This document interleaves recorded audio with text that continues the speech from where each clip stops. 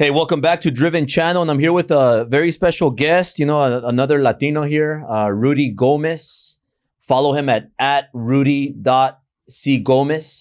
And it was interesting how we met. I think it was on the live, right? Yeah. So we were on the live, and then we started talking, and then you joined the inner circle, right? Yeah. So I came to I started off actually with the weekly coaching calls. Yeah. It was a weekly coaching calls, and the first time I went on there, I asked you a question on how to train, and because that was something that I was struggling with a lot, right? Because this business is new, right? And when we first started, it was just me and my partner, and we were doing a lot of deals because it was just me and him. Mm-hmm. He was acquiring them, I was bringing the buyer. But doing that and then building a team, training, scaling, that's a whole nother ballgame, right? And I asked you a question, and I implemented it immediately. If you go to my office now, like that checklist, I have stuff with goals, daily goals, different things, just all over. Yeah. And I started to really tell people kind of exactly what to do and what's expected by them. And I'm starting to see changes. Yeah. But after that, I knew, because I just asked you that one question. Mm-hmm. So I was like, dude, if I can just expose myself more to you or the people around you, if I just learn that in one hour call, imagine what I can learn or get out of by being exposed to you guys. So I came to the 5K mastermind, and then it was really good, by the way. I also liked the sales presentation about how to build a team, because like I said, that's just one thing that I'm working on right now. Yeah. And it was a no-brainer for the inner circle. So when you started with the coaching calls, when was that? How long? How long ago? Probably 3 weeks ago. Oh, so you joined that? Yeah. And then you just got the mastermind. Yeah, and then we're here now with the inner circle. But was it because you went on the live and then we started talking there, or honestly, did you reach out I don't remember after the coaching call? I think, you know what? Actually, no. It was a 4th of July special or something. Oh, got it. Yeah. So you got that, and then you just pay the difference for the mastermind. Yeah. I got it. Yeah. So look, introduce yourself. Who is Rudy Gomez? And I have a few questions here that I want to ask you. But who is Rudy Gomez? Because one thing that I want to tell you is you're 24, right? Yeah. So you're very young. When I was 24. When I was 24, if I remember, I might be off for by a year. Mm-hmm. But when I was 24, I was driving an S550 Mercedes when they just came out. Now there's a bunch of weird S classes that they have. But before, I'm almost it's just crazy because I'm almost double your age. You look good, man. But yeah, thank you. But when I was 24, bro, I was a disaster. Yeah. I was making a lot of money, but I was making a lot of mistakes. So back then they had the S500, the Mercedes, and it's when the S550 came out for the first time. So I saw it. I used to watch a show called Entourage. Okay. That's you never saw that show, right? I've never watched it, but I've heard of it. Yeah. So that show was popular when I was your age. Okay. So I was watching that show, and it always motivated me, the S550, because they had it there. Then I saw the Ferrari and all of that. But when I was your age, I was doing cocaine. I was partying every day, going to clubs, driving drunk. I got 3 DUIs. I got a DUI when I turned 21. And then when I was 24, I got 2 DUIs, almost back to back. In the same year? 1 month and the next month, yeah. Oh, wow. Now I'm rich. So now people drive me, they pick me up. I don't take those kind of risks, right? But it's still not good, to overdo it. But when I was your age, I was doing all that. I was going out with a bunch of chicks. I should have been dead. I shouldn't be alive right now.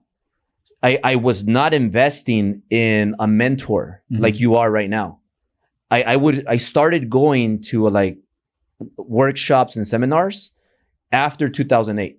So 2008, market crashed, mortgage and real estate went out of business for a while. And that's when I started, I wanted help, but it was a little too late. It's never too late, but I kind of fucked it up. If I would have learned and got a mentor before that, I would have been in a much better spot. So right now, the number one thing that I see in you is, man, you should be very proud of you. People that are watching this, you should learn from him, because not a lot of people that are 24 invest in self-improvement, especially in a mentor that, you know, that has been there and made all the mistakes. So very proud of you. And keep it up, man. You're gonna go a long way. Thank you. I appreciate you, bro. But who is Rudy? Like, how did Rudy come about, get into the business world? I know you were telling me that you grew up in a certain area, and then when you moved to Beverly Hills, that everything you started getting more opportunities. Yeah. Like how did all that happen? Yeah. So I grew up in Carson, California. Well, I lived in Koreatown up until I was 8, moved to Carson. And then, were you born here in the U.S.? Yeah, I was born in the United States. Yeah. Are you a first generation American? Yes. So my mom was born in Mexico and my dad was born from Guatemala. Got it. Yeah. So they both came over here. They met here and they had me. Yeah. But I grew up in Carson, and my dad, he used to work for a property management company, and I don't think he even knew it was real estate related. Yeah. Because I thought he was just in construction. And what he would do is it was a property management company. They owned buildings all throughout like this area, like West LA, Miracle Mile area, Mid-Wilshire. And his job was to renovate the units when people would move out, or he would have a crew that would renovate the units when people would move out. I didn't know like that was real estate, like in a bigger picture. And he introduced me to his boss. And like, we've never done business or anything like that, but I was very young. I was probably like 6 years old. Yeah. And I would go to work with my dad. And I would see like he had 2 houses side by side in Beverly Hills. One was for him and one was for his parents. And then I remember we were in Newport Beach and it was an empty house. There was a boat in the back. And I was like, whose house is this? And he said, oh, it's his boss's. And I was like, for what? And he's like, it's their weekend home. And I'm like, who buys a house for a weekend? Right? Yeah. And I was like, it just didn't make sense. And I was like 6 years old. And he owned all these buildings. And that's really what like subconsciously, it was like, I didn't know it was real estate. I don't even think my dad knew it was real estate. He just thought like he was in construction, right? And as I got older, I actually wanted originally to be in like the medical field, but I was like, this is boring. Yeah. It's just not my personality type. So I knew I wanted to get into business. So the way that I got introduced to real estate was I was working at a shoe store. You ever heard of Journeys? Yeah. So it's like they have them in like these malls. Do they still have them? Yeah, I think so. Yeah. And I was a really good shoe salesman, right? People would come in, they'd ask for black Converse. I'd bring out the white ones. I'd bring out like a shoe that matches their outfit. I would just bring out different shoes and they'd leave with like 2 shoes, a socks, and like a shoe cleaner, right? And they'd come in to buy 1 shoe. And this guy, he was like, I really like your style. Like, I want to mentor you. And I was like 16, 15. And you ever heard of Amway? I have, yeah. It's like this company that it's like an MLM company, but they sell random products, like super random products, right? You know, I didn't end up doing it, but he introduced me to just like business. He introduced me to like entrepreneurship, and he gave me this book, Rich Dad Poor Dad by Robert Kiyosaki. Who was this? They gave you that? This guy that I honestly, dude, I forgot his name. You met him, but you met him at the mall working? I was working and he came up to me. And he was like, I like your style. Yeah. He's like, I want to mentor you. Because I was like very personable, very talkative. And he didn't buy shoes, but we met at a Starbucks and he gave me Rich Dad, Poor Dad. And it was like Pandora's box, right? Like it introduced me to just business. I remember like the 4 quadrants. And I didn't know what an investor was at the time. Yeah. And I was like, wait, you can have your money like work for you? I was like, that doesn't make sense. I was like, how? And I started reading more about it. And I always knew I wanted to like have my own company, have my own business. I just didn't know what at the time. That was still like 15, 16 years old at the time. And I think he was just trying to like train me. So when I turned 18, I can work under him with Amway. I didn't end up doing that. And it's funny because I looked up at one point, I was trying to figure out what I wanted to do after graduating high school. And I looked up on Google, how much does a realtor make? and it said like 50,000. So I was like, pass, like this is not what I'm going to do. And I was exploring other options, but then I don't know how exactly it got reintroduced to me, real estate. And they told me, they were like, yeah, that's the average, but you have no cap to how much money you can make. So that's what really caught my attention. I was like, wait, so like you're telling me that I can make as much money as like I possibly can without like a cap. And that's what I was like, okay, I'm going to try real estate, right? I'm going to become a realtor. I wanted to be, you know, top realtor, selling sunset, like that type of realtor. And I was walking home from getting a haircut and I saw an open house. So I walked into the open house and I met this lady and I was like, I'm about to graduate. I'm 17. Like, how do I get into real estate? Random open house. And she was like, she gave me a business card. She was like, come to this office Monday morning. And it was the KW office in Cerritos. I don't know if they still have it there anymore, but it was in Cerritos.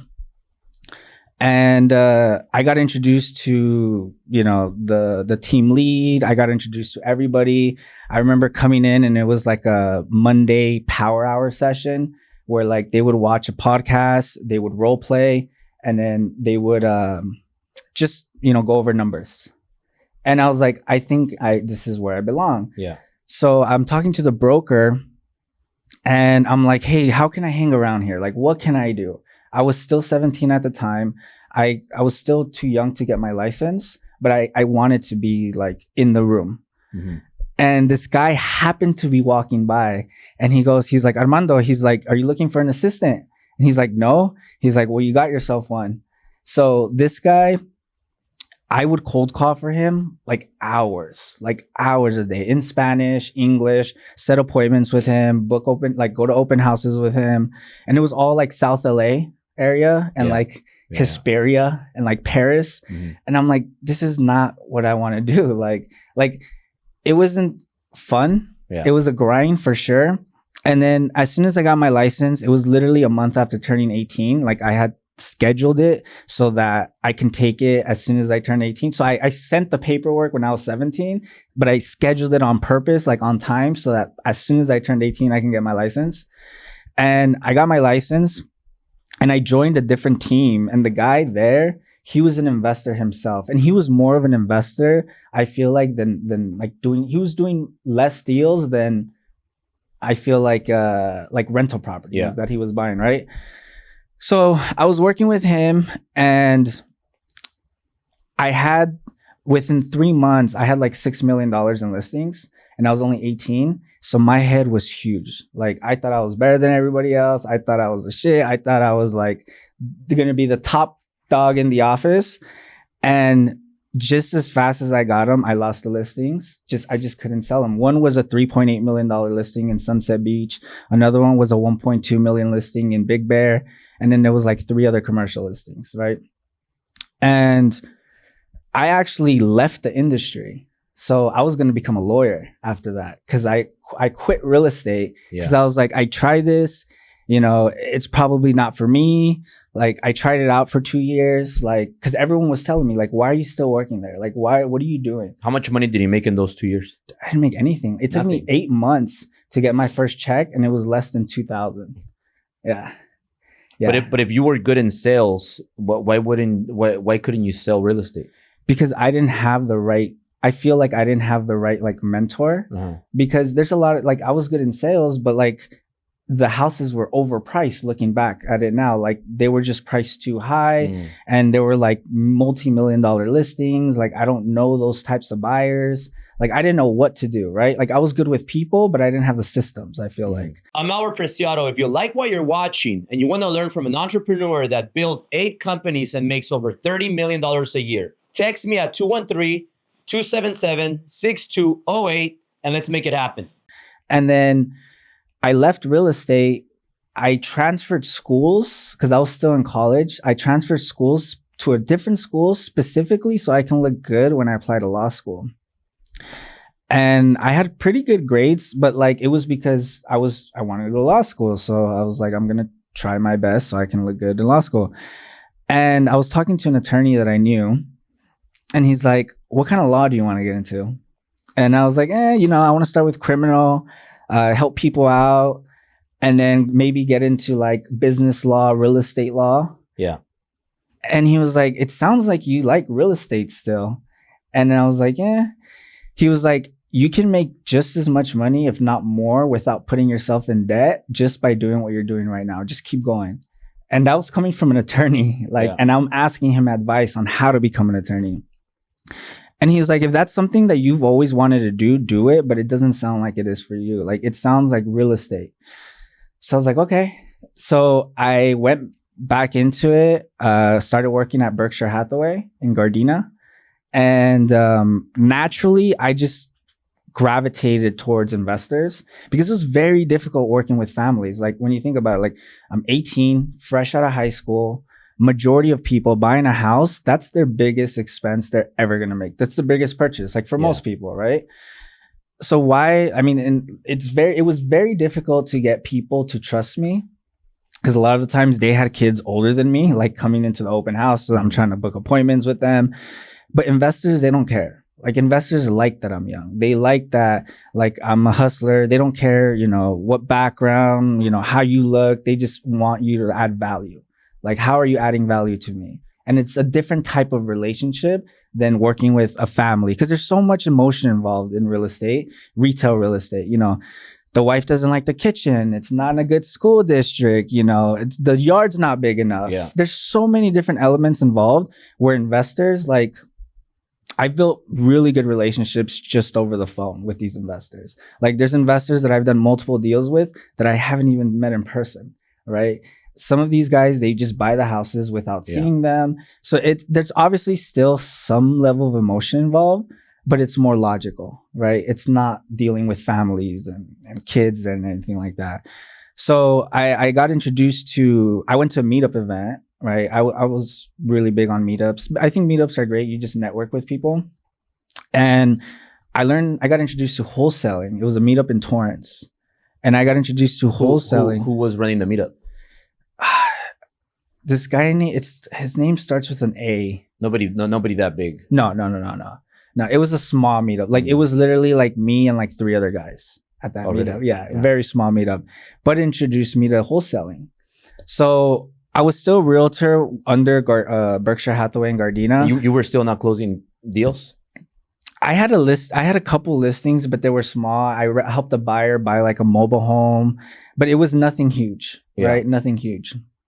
I probably made like 20K that year. Mm-hmm. I was also working at the same time. I was also still going to school, and I was also working a full-time job at a warehouse. Yeah. So I would go into the office from 7. I would leave like at 1:30, go to my other job at like 2:30, and then get off at like 10 or 11 and just do it all over again while still being a full-time student. And I got introduced to an investment real estate company, and I started doing wholesaling for them. And I was still in school, but then I was like, why am I still in school? Like, I'm making... And you were how old at this point? At this point, I was probably like 21. Yeah. I was like 21. Yeah. And I'm like, why am I still in school? I was like 21. And I literally only had like 1 semester left, but I was like, it's a waste of time. Like, why am I learning astrology like while I'm trying to close these deals, right? Mm-hmm. Or astronomy. Well, so our friend Neil Patel says that college is a waste of time. It is. I mean, it depends on what you do, right? Like, if you want to be a lawyer, then obviously that's a stepping stone to doing it. Yeah. You want to be a doctor, things like that. Like, I get it, but like business, entrepreneurship, I've never had a single investor ask me, what school did you go to? Yeah. Never, not once. So it just wasn't worth my time anymore. And I was working at this company. I actually did pretty well at that company. I was top 15%, like nationwide. They're a nationwide company. And, you know, I met someone there, my business partner. I met him there, and we figured like, hey, like we feel like we can do this for ourselves. And we're both very entrepreneurial, right? Me and my business partner. We're like opposites, but like it works out. Well, perfect. What kind of position were you there? Like what was your job? So I started off in sales, and then after doing 25 houses in sales, I transitioned into acquisitions. So what I was doing there is just acquiring properties, going out, whether it be on the MLS, direct to seller, other investors, other agents, just literally hunting for deals anywhere I can find them. How much money would you make on those deals? I would only, so the commission splits were very low. They would take 80%, right? So if I made them 100 grand, I only made 20. All right. So the year that I left, I made them close to 700 grand. So, and I only saw, well, with bonuses and everything, but they took like 80% of that. So, you know, I learned a lot. I looked at it as college. I see it as college, and like starting this company in February is like graduating college, right? But yeah, we just started in February. We have 16 people on our team. Our office is down the street. Since then, we've sold close to $20 million worth of investment real estate. The 5th was actually our 6-month anniversary. So 2 days ago was our 6-month anniversary. And here we are. So, you know, there's a lot of similarities. Like when I was 6, my dad used to, he was a painter. So I used to go paint with him here in Beverly Hills and Bel Air. So that's when I saw the vision, the dreams. I said, well, you were exposed to it, right? So I was exposed to it. And then I told my dad, hey, like, are you crazy? Like, how come we don't live here? Yeah. Like what, like as a 6-year-old, you don't know any better. So you don't reason. You just think anything is possible. So I asked him like, bro, let's move here to Beverly Hills. There's a lot more greenery and it's nicer than Echo Park. Okay. But we lived right in the outskirts of Echo Park. Like it's almost like the LA area. So I live by Belmont High School. So Belmont High School is not nice.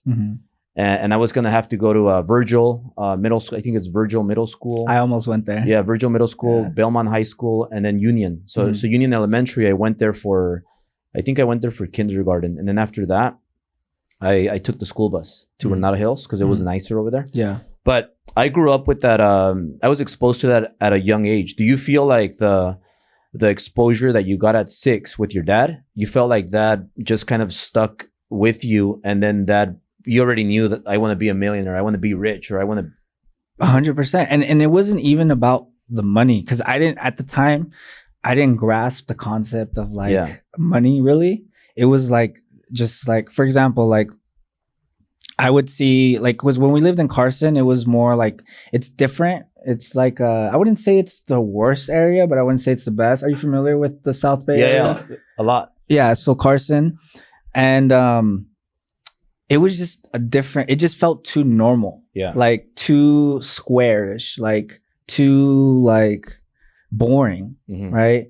And then when I was seeing like the apartment buildings, like West LA, like just the busyness of the city, I'm like, why are we over here? Like, why can't we just have this busyness all the time? Like I live in the city. I like the busyness. And it was something that it was very subconscious, and it stuck with me very subconsciously, because it was never really about like money. Yeah. It was more like the life experience, the quality of life. Yeah.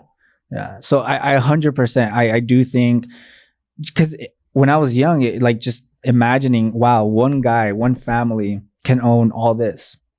All right. It was literally like a family business. Yeah. So I was like, why don't we? And I learned later on in life that my dad's boss offered to sell him a building for $500,000, a multifamily here in like West LA, Miracle Mile area. And so 500 grand in Miracle Mile is like pretty good right now, you know, millions, multi-millions. Yeah. But he was too scared. He told me he was too scared.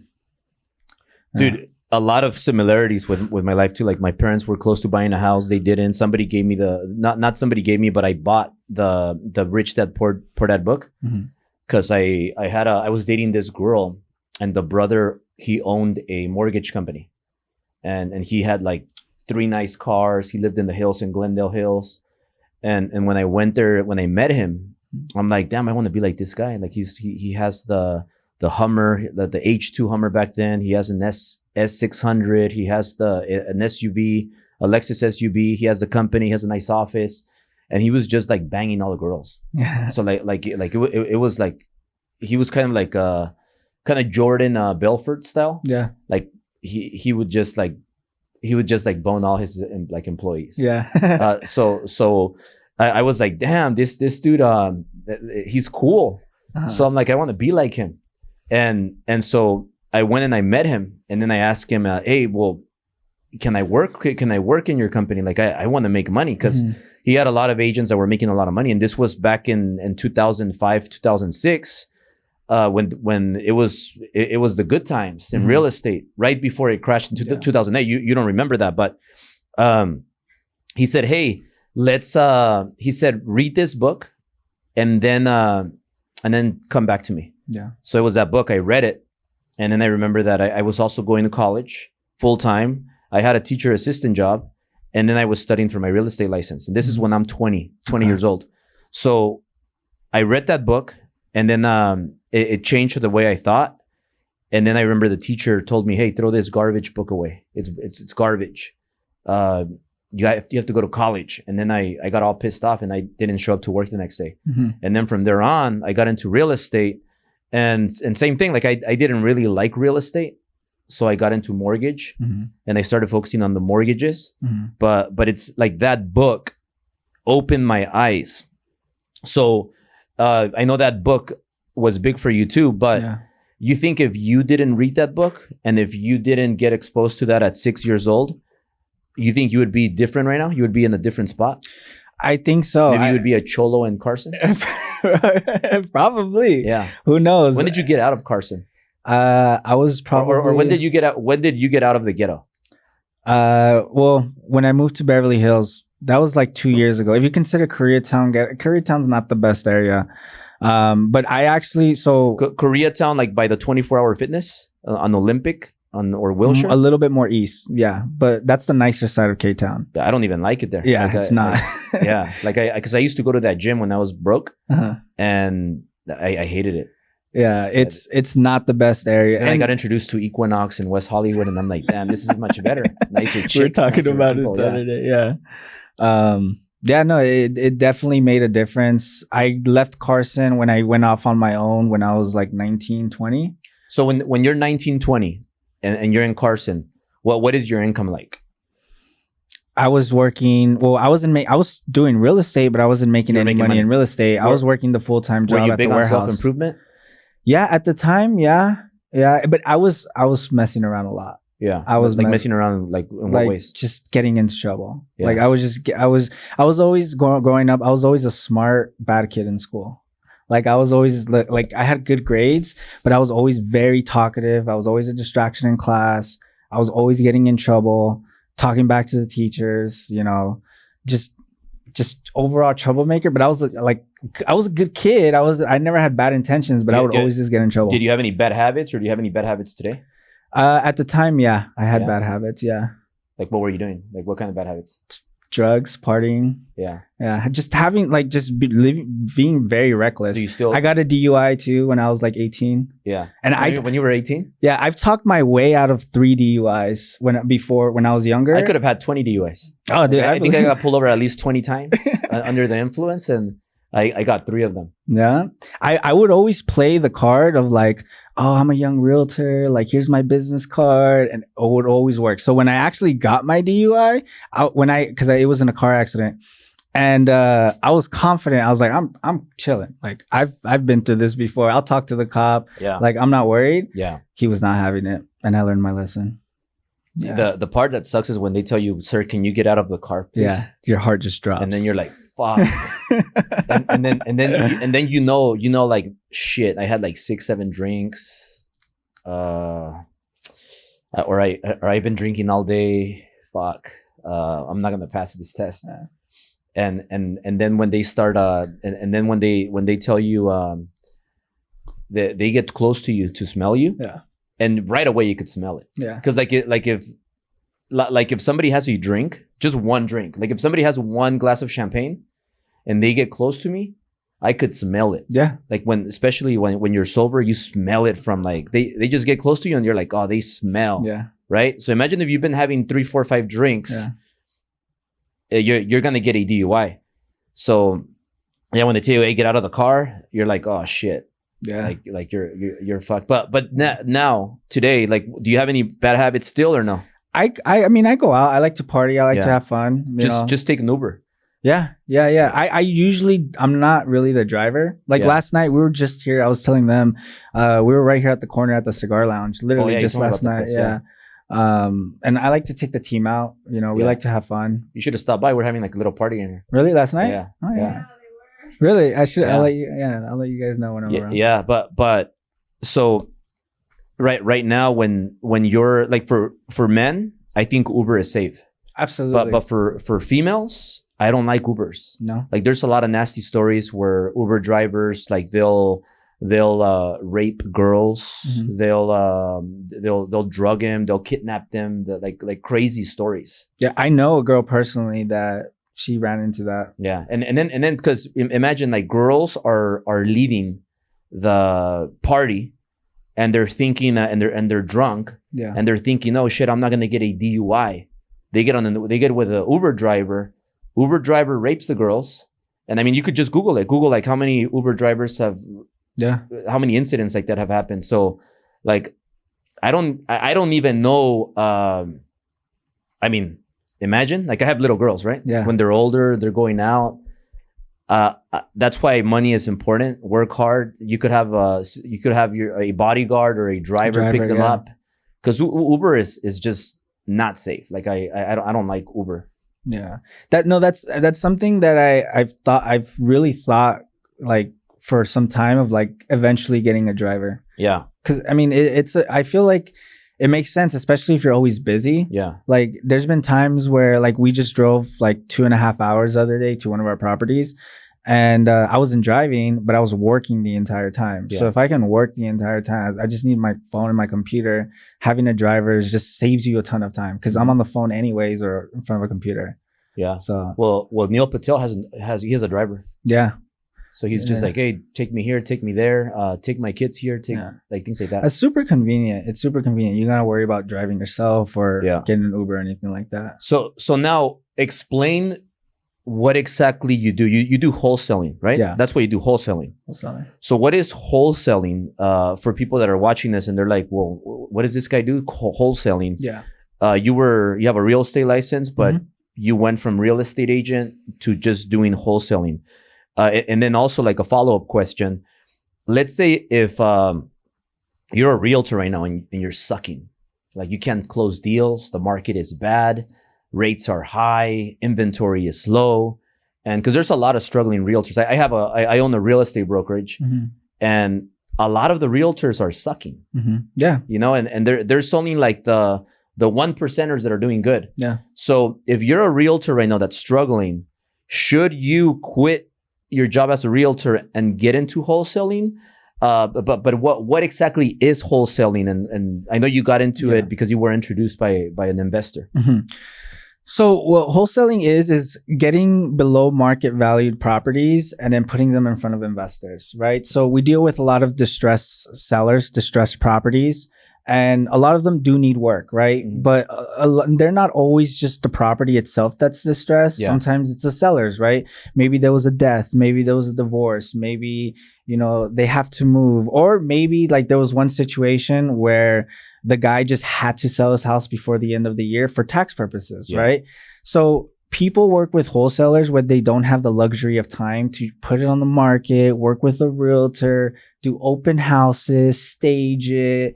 It's mainly for properties that need work or there's a distressed situation involved.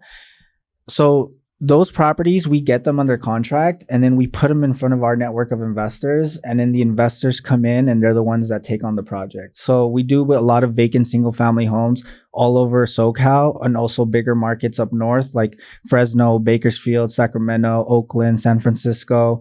But a lot of our deals are here like LA County, OC, San Diego, Inland Empire, Ventura County, but majority of it's here in LA. How do you find these properties though? All over, man. Like in other investors, agents, other wholesalers, direct to seller marketing. A lot of deals that I've done have came from my network. Relationships are the biggest thing, because I've done so many deals with like the same 4 or 5 guys, but in order for me to meet those 4 or 5 guys, like I had to go through a bunch of people. And you have an army of 16 people now? Yeah. And they're all looking for deals? So I have 6 acquisition guys, and then the rest are sales. So sales, they only focus on meeting new investors, building the relationships with investors, going out there and just putting the brand name out there. And then acquisitions, their job is to specifically look for deals, focus on the acquisitions, negotiate with sellers, negotiate with agents. And then once we get those properties under contract, then the acquisition team gives it over to the sales team, and then the sales team puts it in front of their investors. Well, what's the average commission on a wholesale deal? And how long does it take to close? Right now, our average is 25, but I've done deals where we've only made $5,000. And yesterday, today actually, the wire was sent last night, but today we opened escrow on a deal where we're making 150 grand, right? So it really just depends. How are you making 150 grand? Because we got it at 1.9 and we sold it at 2.2, but we're splitting it in half with someone else. Yeah, so we get these properties under contract, and some of them we'll literally buy them, especially when we're making a lot. Like on this one, we'll close on it ourselves, so we have a line of credit. So the way it is, like we're literally buying the house for 1.9. We're not doing any fixing. We're not lifting up a hammer, and then we're reselling it concurrently to an investor at 2.2. So how long does it take to close? Like 2 weeks. 2 weeks? Yeah. Because it's all cash deals? Yeah, all of our investors, they either buy cash, private money, hard money, line of credit, no conventional loans, no FHA, no VA, none of that. Majority of them just buy. Like this guy, he's literally paying 2.2 just cash. Yeah. And how many deals do you close in a month? Right now, we're closing anywhere between like 4 to 8, depending on the month. Yeah, I think you opened escrow with my escrow company, huh? Yeah, I called her for a deal that we have in Orange. We still haven't necessarily found the buyer just yet, but we're pretty close on it. Yeah, I talked to her yesterday. Yeah, we're trying to give her the file. So that deal, how long do you think it'll take? Like a couple weeks, also? Well, assuming we find the buyer, I mean, we've been working on it. Hopefully, we get a wire in today, and then from there, it'll take like 2 weeks. Yeah, I've been in 5-day escrows, and two of those days were weekends, so it was technically a 3 business day escrow. So they're very fast paced. It's way different than the retail side of things. It's a lot more fast paced. There's more deals to be done, and then the beauty of it, the interest rates in the market, it affects investors, right? But it doesn't affect them the way it affects homeowners, right? Because investors, that's what they do for a living. Depending on the market, they have to readjust their strategy, but they're always going to be flipping or investing, maybe doing different types of projects, but it doesn't affect them the way it does like homeowners or people that are looking to buy a house, because these guys, they're buying it cash or they're using hard money. And it's not like they're just going to stop doing it. That's how they pay their bills. And a lot of these guys have a high cost of living, right? Obviously, because they're investors and they make good money. So if they just stop investing, especially the flippers, right? The ones that own rental properties, they have the passive income, but the flippers, they're like, they have to always be looking for their next deal. So they're not going to just stop because the market's not doing good. They're just going to readjust their strategy. How different is it now versus 2021? Oh man, 2021 just didn't even make sense. It was like end of 2021, beginning of 2022. It just didn't even make sense. Like we were seeing properties. So in Arizona, this is a real statistic. In Arizona, people were buying deals 94% of ARV and selling it at 114%, right? Right now, investors are buying 75% or less of ARV. We were seeing properties that were on market deals and we would bid them up. Like let's say it was listed for $1 million, right? We'd bid it up to like 1.1 and then put it in front of our investors, and the investors would bid it up to like 1.2, right? It was just insane. It didn't make sense. A lot of agents, what they were doing, super smart at the time. You can still do it today, but you really got to play it right. They were just buying deals off market and just putting them on the MLS and making a quick 100 grand in like a month. It just didn't make sense. Like I like that time. You're saying it didn't make sense in a good way, that it was just like you were making a lot of money and it was easy. Yeah, well, It's funny because that's when I was just like really getting started into wholesaling. Yeah. So I was seeing all these people like make very fast money very easily. And I'm just like, what's going on? Like, I'm just getting started into this because I came from the retail side of real estate. Yeah. So it's totally different. And I was just like, I wasn't making the money I wanted to. In fact, I started making more money when the market went down. Like I started making more money end of 2022. Beginning of 2020, like that's when because my skills got better and it weeded out all the people. So let's say if right now it's 2021, but you have your experience that you have now, would you be making way more money? Oh yeah. It was just it was easier, like way easier. Regular real estate. Oh, the people that got into the business at that time are not in the business anymore because they thought that was the norm. They thought that was easy. Like, everyone's making money in real estate. Let me get my license. Everyone that got their license that year, they're probably not doing this still. Right. Because when the market went down, it like weeded out a ton of people. Like realtors were getting into like solar and, you know, they were just hitting me up like, hey, now I sell solar. And especially like commercial brokers, it was affecting them the most. And they were getting into wholesaling too.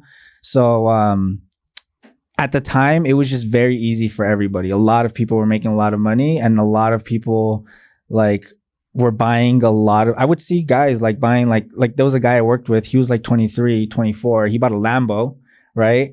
And then ever since the market dropped, he wasn't doing as many deals anymore. Does he still have the Lambo? No, he got rid of it because of, you know. Yeah, he's still your friend?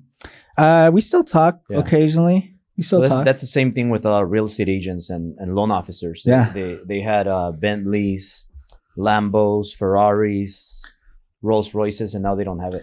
Yeah, because a lot of people got comfortable and they thought that was the norm and they overextended themselves. And then now we're here today. I think now, I mean, they're saying interest rates are going to drop. So that definitely helps like the end users, like the homeowners, which is definitely going to help the investors too, because that's their customer. My customer is the investor. Yeah. The investor's customer is the families. Yeah. Right. So I think once the market strengthens itself a little bit, I think it's going to be a lot better. But I mean, I'm hearing a lot of things that are like, oh, you know, the market's not good, or, you know, a lot of realtors are struggling. And I see it. Like, I can tell, especially right now with this whole new law, like, and agents are like hungry to get a paycheck. Like, they'll do anything to get a paycheck right now. But on the wholesale side of things, I think if you just have your network, it's all relationships. Yeah. Like, it's literally goes back to relationships. Like, whether the market's good, bad, sideways, to the left, to the right, the relationships are always going to be there. And like I said, it's not like they're just going to stop investing because that's what they do for a living. They're just going to readjust their strategy. So we adjust our strategy. I'm Albert Preciado. If you like what you're watching and you want to learn from an entrepreneur that built 8 companies and makes over $30 million a year, text me at 213-277-6208 and let's make it happen. For example, back in 2021, a lot of properties were sold like auctions, right? Highest and best. And it worked at the time, right? Because, you know, that's how a lot of people were making money. They would put out a property and it would get bid up insanely high. Now, if you try to do that, investors are going to be like, screw this. Like, I don't even want to go to the house, right? Like, I'm not competing against other people. Like, they'll be like, if you guys do that, I don't want to work with you guys. So you don't get deals from the MLS, do you? You sometimes, you do? Yeah. Sometimes you find good deals on MLS? Absolutely. Yeah. So many people think that MLS... Because everybody is on the MLS. So wouldn't it be better to find them off market? So that's what it's interesting, right? So one time we did, I don't know whatever you want to call it, like an experiment or like whatever. The team was like, okay, everyone chooses 2 zip codes. I chose Carson, 90745 and 90746 because I grew up in that area, right? Some people chose OC, some people chose the Valley, some people chose Northeast LA, some people chose San Bernardino and Riverside, right? So what we wanted to do is we wanted to find what percent of ARV are investors buying at in these areas, right? And what we found, so the way we did it is like, okay, let's look at all the investor buys, the LLC buys in these areas. So I looked at the investor buys in Carson, right? And it could just be like any between 5 to 10 random addresses. And what we did is we comped them out from the sale date, not the recording date, but from the sale date, because we wanted to see what the ARV was the moment they decided to pull the trigger on that house, right? What were they seeing the time that they bought that house, right? So we got the price they bought it at, and then the price they either sold it at or what the ARV is. And we divided those two numbers, and we were trying to pick up on trends, right? So like what we found in like South LA, investors are buying between 70 and 73% of ARV. In OC, nice areas of OC like Irvine, Costa Mesa, investors are buying like 75 to maybe 80% of ARV, right?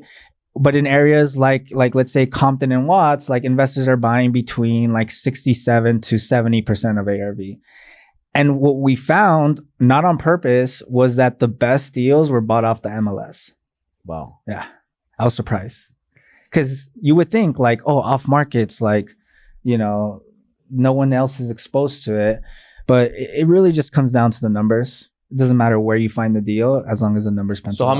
how many of the deals do you find on the MLS? Like what percentage? What do you say?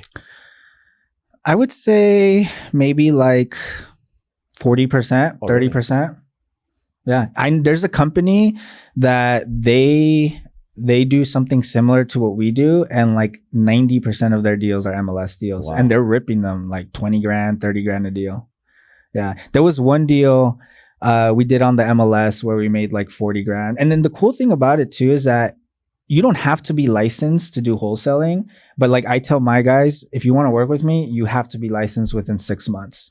Because one, you know, liability. Two, because on the acquisition side of things, you can represent yourself, right? So I was representing myself, and I would keep the buyer's agent commission to 2.5%, and I was able to add my fee on top. Or there was some situations where, let's say it was very competitive, I would buy a deal for 500 and sell it for 500. There was one deal in particular that we literally bought and sold it for the same price we bought it at. So if you look at the tax records, it says we sold it for the same price we bought it for, but we kept a 2% commission. So that's how we were able to make our money. Yeah, so it helps. You're creative. Oh yeah, you can to structure a deal. Like I know how to structure deals. You can get very creative with wholesaling. Now, isn't there a lot of competition in your space? So because there's a lot of wholesalers. Yeah, there's a ton. Like what if you run out of deals? There's a lot of wholesaling. The fact that you can get into it without a license is a double-edged sword. Yeah, because it's too easy to get into, and when it's too easy to get into, it oversaturates. Like the market is just oversaturated. But like in this space, like genuinely, there aren't a lot of good wholesalers. And what separates the good ones with the ones that don't are the ones that actually have the properties under contract. Like, yeah, there's so many wholesalers, but there's only a few number of people that actually hold the contract. So that's the value that I feel like we provide, is that we hold these contracts. I am not going to market a deal unless I have the rights to it, because then I'm going to waste my sales team's time. I'm going to waste my time because I'm marketing a deal that I don't have the rights to. And a lot of wholesalers, there have been times where like I get my deal sent back to me $100,000 more. And like I like to have fun with it. Like, are you looking for non-producing realtors that gave up on real estate? Yeah, anyone that I almost gave up on real estate, got back into it, and it's working out. So anybody it just seems so much easier to just do wholesaling than selling real estate. Yeah, I mean, in a way, it depends on your personality too, right? Because there's people that have worked it with us, and like that's not what they want to do. They want to dress up nice. They want to show the fancy houses, and they want to show houses to families. They want to help people find their dream homes. If you have the patience for that, like wholesaling is not for you. Wholesaling is more like negotiation, because we're literally dealing with the top 1%. Like we only work with investors, and these guys are buying in cash, right? So you gotta be smarter. You gotta be smart. You gotta be on top of it. You can't be soft, because then these investors are gonna walk all over you. Because these investors are sharks, right? They see a weakness, they exploit it. Like that's what I tell the guys all the time. If you're shy, if you come in the phone call, the first 5 seconds, if you're shy, like they're gonna walk over you. Because it happened to me. Yeah. It happened to me in the beginning. Yeah. So you can't, it's different. You can't be soft for sure. So let's say, what's the process? Like, let's say you find a deal right now on the MLS. So you find a deal, and it's a really good deal. Like, let's just say the property that you open escrow on. So what's the process? You wire a deposit and you open escrow, and then you find somebody. Can you explain how it works? Yeah, so it depends. So there's two ways of doing a wholesale deal. The most common way is an assignment. I'd say like 80 to 90% of all wholesale deals are done through assignments. The other 10 to 20% are done through concurrent closings. So think of a concurrent closing as an A to B, B to C escrow. A is the seller, B would be me as the wholesaler, and then C is the investor. There's A to B escrow, that's the front side escrow, and there's B to C escrow, that's the back side escrow. So it's two escrows going on at the same time for one property. A to B escrow, I'm the buyer. B to C escrow, I'm the seller. So I've now became a principal, right? I'm not just assigning my rights over. That's generally how we like to do the deals because it gives us more control. Do you need two different escrow companies, or you could use the same one? You can use the same, and it's preferable to use the same escrow and title company, because when you use different escrow and title companies, it's just more complex. I've done a triple close on 3 properties, so it was 9 total escrows just for one, like just managing 9 total escrows, and all escrow companies were different companies. What's a triple close? So a triple close is like, let's say you and I are wholesalers, and this was a situation in that case. They were making a lot, we were making a good amount. So I close on the property with the seller first. I sell it to you, you close on it, and then you sell it to your investor. That's a triple close. Yeah. So it can get complicated, and the closing costs get high because, you know, there's 3 sets of closing costs. But that you don't really run into a lot of those. It's more the concurrent closings. That's what I like to do because it gives you more power over the transaction. You have more control. Yeah. You're not selling your rights over like you would on an assignment. Yeah. Yeah. So if we're doing a concurrent close, because we're technically buying the house, yes, we do send a deposit. If we're doing an assignment, in a perfect world, the buyer sends the deposit, not me. But there's been times where I have had to send a deposit just to get the deal. Like if they say, you know, okay, we'll give you your 5 days inspection period, but you need to have your EMD within 24 hours. In cases like that, and where I think it's worth it, then I'm like, yeah, let's send in the EMD. Like for this one, you send a deposit. For the one in orange, no, I didn't send a deposit. No, that one I'm direct to seller. We're not making a ton on that one. Yeah. We're probably going to make like 10, 15 grand. So I'm just going to assign it. And when you assign it, the buyer and the seller sees exactly how much you're making. When you're doing a concurrent close, they don't see how much you're making. They don't know how much you're making. Yeah. So why is that? Because with an assignment, like on the AOAA, that's literally the car form, AOAA, you literally need to have approval from both parties that say, okay, I authorize this, because you're changing the buyer's vesting. Like I'm changing it from Rudy to Albert. I'm assigning it to you, right? In exchange for an assignment fee. So I'm selling you this contract for, let's say, $20,000. So you're still buying the house for $500,000, right? But you're paying me a $20,000 assignment fee. So you're technically getting it for $520,000. So the seller would need to sign off on it, and so would the buyer. Sometimes that's difficult to do because let's say they see, oh, you're making $100 grand. Right. And then the buyer is going to feel some type of way after he already agreed to a price. Right. Because it's happened before. Or the seller. Right. They're gonna be like, well, I undersold my property. Right. So in cases like that where, you know, maybe you're making a lot of money. I'm Albert Preciado. If you like what you're watching and you want to learn from an entrepreneur that built 8 companies and makes over $30 million a year, text me at 213-277-6208 and let's make it happen. It would make more sense to do a concurrent close. That's not why I do it. I do it to have more control.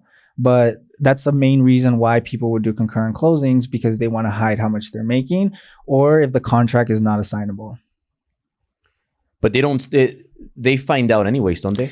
They do, like at the end. Yeah, they do at the end. Oh, but they don't see it up front. They don't see it up front. Once it records, they'll see it. They'll see it. Yeah. They'll see how much you got it for, how much you sold it. Mm-hmm. Mm-hmm. Yeah. Yeah. Once it records, I've never really had an issue with buyers trying to come back and saying, "Oh, you made a." I've had buyers like say like little remarks like, "Oh, you made 70 grand off this one," or like, but you know, at the end of the day, it goes back to relationships. If you have a good relationship with someone, like it doesn't matter how much they're making. There's been times where I've done a deal where I only made 10 and I gave someone 90, and we did the same amount of work. But I sent the way I looked at it was like, this guy's gonna bring me more deals. Yeah, I may make 10 today, but the next one maybe I'm making the 90 and he's making the 10, right? That's how it works. And it's pretty interesting how like the same amount of effort, the same amount of work for a 5K deal versus a 50K deal. It's essentially this. In fact, I've had deals where I've made less and they were more of a nightmare than deals where I've made a lot more and they were way smoother. Yeah. No, high commissions, high income is easier than like selling cheap shit or making a small commission. Yeah. So so the future for Acquire, that's your company. It's called Acquire. Mm-hmm. And you started it and it's going to be 6 months ago. Yeah. Yeah. What's the plan for the company? Like how big do you want to build it? And what is your, like, do you want to run it for a long time? Do you want to eventually hire somebody to run it for you? Like, what's the plan? So right now we're focusing on wholesales. And you know, we have our own personal portfolio too. Like I own rental property, me and my business partner, we just closed on another one, and like we're doing an Airbnb in Landers. So we're going to be doing our own projects too. But for the business, we want to eventually get into the crowdfunding space, the syndication. Because what we do is we look for deals. The only difference is like, okay, what's the exit strategy, right? Because at the end of the day, investment real estate is like the money's in the acquisitions, right? Because you ask any investor, what's the most difficult thing about real estate investing? Majority of them are going to say it's finding the deal, right? If you have a good deal, the money will come, right? You can raise the money, you can go out and, you know, investors are kind of everywhere, right? There was a statistic I read that 1 in every 18 people in LA is a millionaire. So they're everywhere. And, but it's the deal that's difficult to find. But the really good ones, we want to raise the money for it and like do the projects ourselves, eventually get into the multifamily space too. We also want to have like a listing division, because like a buyer's, like a realty division, because what I was running into at my old company, I'd have a lot of investors, like they'd finish the project and they're like, "Hey, Rudy, can you help me sell my house?" So at that company, I wasn't able to do it. Now I am able to do it. And we want to have a leg of the company that specifically works with listings or buyers so that way we can make money twice from the same property from the same investor, right? On the acquisition and then helping them on the resale. Mm-hmm. And then, so there's the realty division, and then there's the syndication division on what we want to do, where we eventually like raise the money and do the projects ourselves. Obviously, like oversee the projects and manage them, like not me personally, but have someone doing it. In terms of how big we want to grow, we do want to open up more offices. We're actually thinking our next office is going to be North OC or like Long Beach area. Because a lot of my guys that work with me live in Carson, because they're all people from like middle school, elementary school that are working with me now. So we want to open an office. And all these properties are single family? Majority of them are, but we deal with multifamily too. Like we just had an 11 unit in Santa Monica. We did a triplex in Inglewood. So we get some multifamily too, but it's the vacant single family homes that sell. So we go with what sells. These multifamily deals, like especially the bigger ones, they're more difficult to wholesale. And the reason why is because when you're buying a 20 unit building, it requires more due diligence. Mm-hmm. All these investors that buy from us, they're always buying non-contingent. Like they're buying cash, no contingencies, as is, close in 14 days. To do that on a 20, 30 unit building is not easy. And the single families, they're vacant because they're going to flip them? They're going to remodel them and sell them? Yeah, majority of them are vacant. Sometimes they'll come with tenants, but investors don't like tenants, especially in LA County. So what we'll do whenever there's tenants is we'll see if we can negotiate a cash for keys. Mm-hmm. Yeah. And then the prices. What is your average price? Average price. And what do you consider? Is there also a good business opportunity with like multi-million-dollar homes? Yeah, absolutely. One of the houses, my old team that we were at, one of the houses that we've sold are on one of the episodes of Selling Sunset. So you can wholesale like these multi-million-dollar properties. What, do you make more money like that? You can. It's easier to sneak in $1 million fee or a $500K fee in properties like that. Really, you make your money on the buy. Like we've done a deal where the purchase price was 500 grand and we made 100 grand. But I've done deals where the purchase price was 1.5 and we only made 10 or 20, right? So the money's in the buy, not on the resale. What if you wholesale like $10 million homes like here in the hills, or $20 million homes? You can, yeah. And you can sneak in like $1 million assignment fee.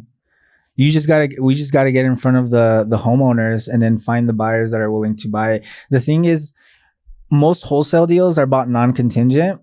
Yeah. So that's where people get weary, especially in these higher price points, because once they send their money, or their EMD, it's gone if they try to back out because it's non-contingent. Yeah. So it's a little bit more difficult to do it on the higher price points. It's definitely doable. You can literally wholesale anything. This guy, he was trying to wholesale me a Tacos Gavilan. You know, the Tacos Gavilan? Yeah. He was trying to wholesale me that. One time I was trying to wholesale. The restaurant? Yeah. Yeah, like with the real estate on there and the business. There was one I didn't sell it, but it was a wheat shop on there with 6 residential units attached to it. So you can literally wholesale anything with an APN number. Yeah.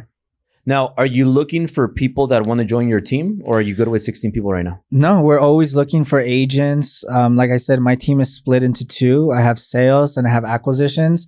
If you're brand new to real estate, I always suggest starting off in sales, because that's where you're able to build your network, so that when you do get into acquisitions, all the people you've met while you were in sales are now bringing you deals on the acquisition side of things. So yeah, I mean, if any agents or anybody that's looking to get into real estate, whether you're licensed or not, reach out. And then if investors are watching this and they want to work with you, they want to get some deals, where can they follow you? Where can they reach you? Yeah, you guys can follow me on Instagram, rudy.cgomez, or on Facebook, just Rudy Gomez. You guys can find me there if you guys are looking for investment opportunities, whether you're a first-time investor or you're an experienced investor. We can help you get you into your first project or help you scale your business. Or if you need help selling a deal, or if you come across any fixers, also feel free to send them my way. Well, awesome, brother. It was great having you. Yeah, likewise. Thank you, man. It was good being here. We'll put all your information below. See you next time. Cool.